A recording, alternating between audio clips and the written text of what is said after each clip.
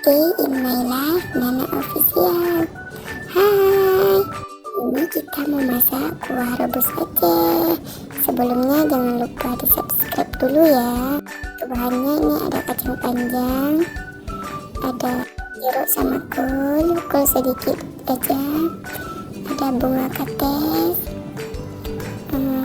terus ada daun labu tanah ya. Terus ada daun ubi, ada daun kelor, dan juga daun katu kalau bahasa Acehnya, daun katu ya. Kalau di tempat kami namanya daun katu. Yang penting ini namanya daun jeruk.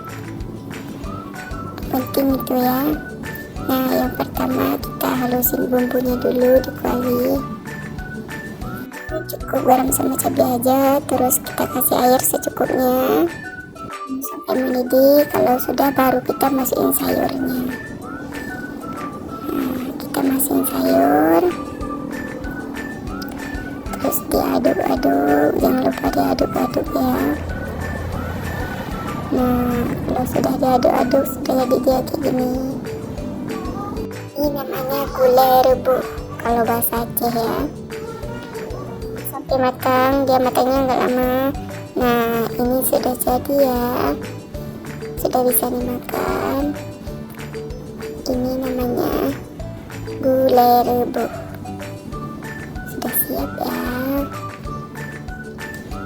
Jangan lupa like, komen, dan subscribe ya. Bye bye.